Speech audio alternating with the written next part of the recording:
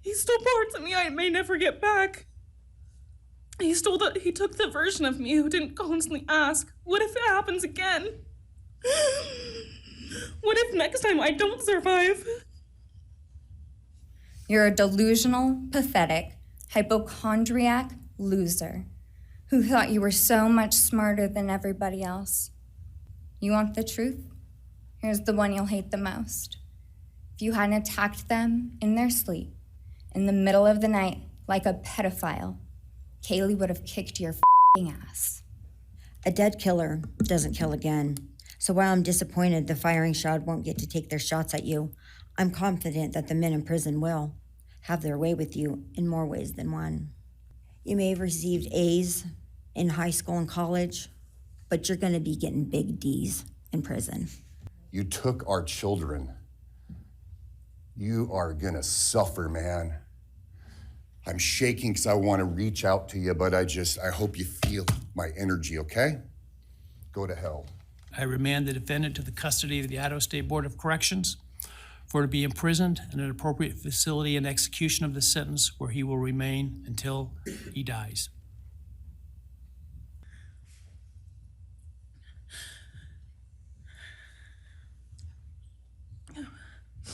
Thank you, Your Honor.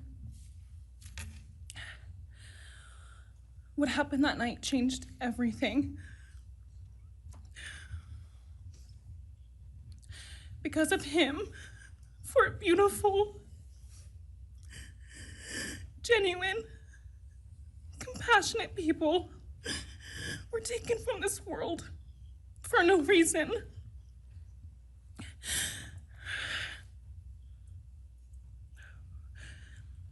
He didn't just take their lives.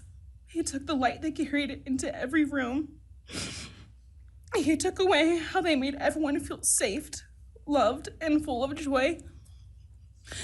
He took away the ability for me to tell them that I love them and that I'm so proud of them. I was forced to learn how to survive the unimaginable. I couldn't be alone. I had to sleep in my mom's bed because I was too terrified to close my eyes. Terrified that if I blinked, someone might be there. I made escape plans everywhere I went. If something happens, how do I get out? What can I use to defend myself? Who can help? And then there are the panic attacks. The kind that slam into me like a tsunami out of nowhere. I can't breathe. I can't think. I can't stop shaking.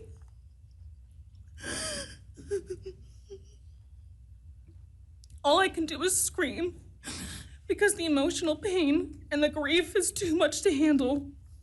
My chest feels like it's caving in. People call me strong. They say I'm a survivor, but they don't see what my new reality looks like.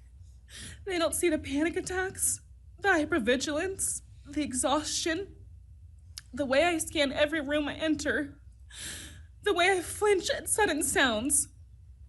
They don't know how heavy it is to carry so much pain and still be expected to keep going, and that's because of him. He stole parts of me I may never get back. He took the version of me who didn't constantly ask, what if it happens again?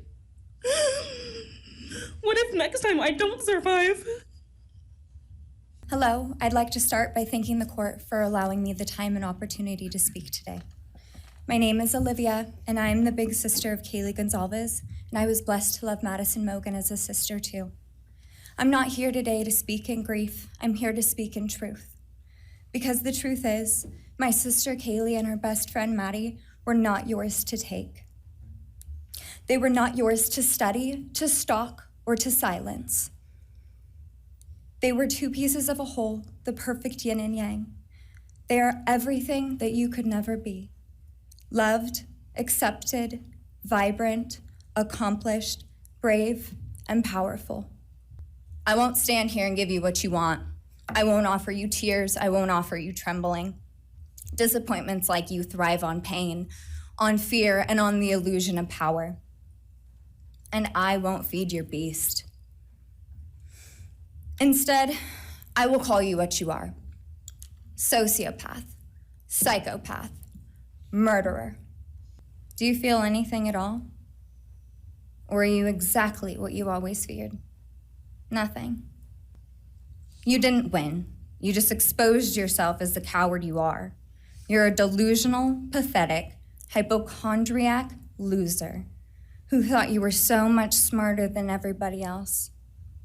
Let me be very clear. Don't ever try to convince yourself you mattered just because someone finally said your name out loud. I see through you. You want the truth? Here's the one you'll hate the most.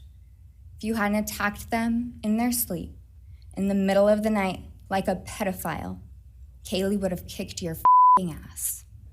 Thank you. Thank you.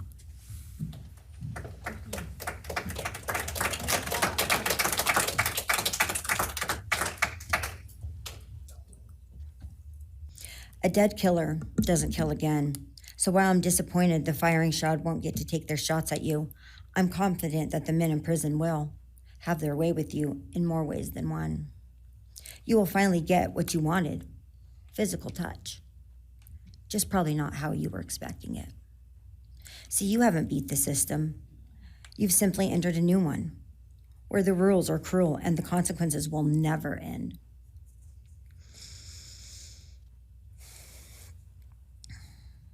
You are entering a place where no one will care who you are and no one will ever respect you. You will be forgotten, discarded, used, and erased. You will always be remembered as a loser, an absolute failure.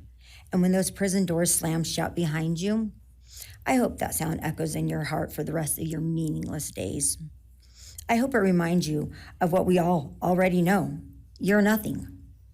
May you continue to live your life in misery.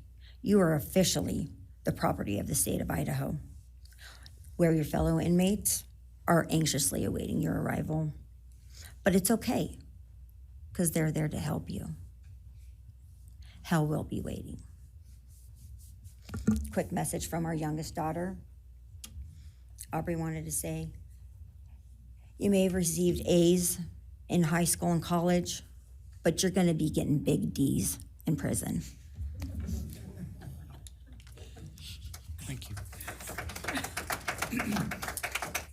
You, man, I don't know what my limits are here, but I'm really struggling, dude.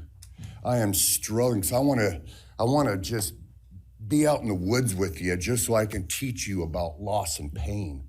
I love God. I wouldn't take your life, that's up to him. But I guarantee you, you are weak. God, I would just give a moment, man, 5 minutes out in the woods. Oh, man. Ooh. You're gonna go to hell. I know people believe in other stuff. You're evil. There's no place for you in heaven. You took our children. You are gonna suffer, man. I'm shaking because I want to reach out to you, but I hope you feel my energy, okay? Go to hell.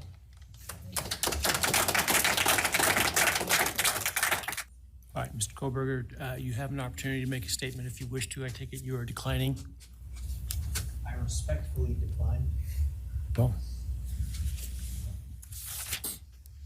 Howard. please.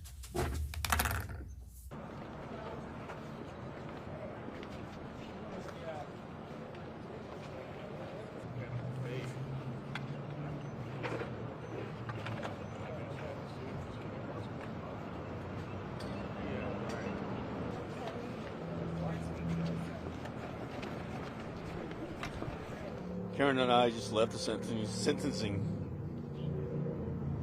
where we gave our victim impact statement. Judge Hippler sentenced the defendant to the maximum allowable sentence under the plea agreement. The sentence will ensure that this evil will never again terrorize a family as he did ours and 3 others. The trial would have involved risks.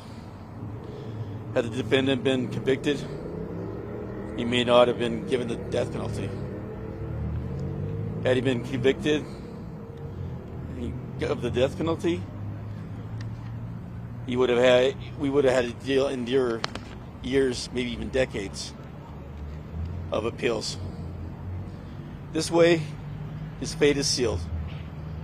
Society is protected, and we can move on with our lives and attempt to recover. Maddie was our purpose and our hope. We remain lost without her, but we will find our way. Thank you.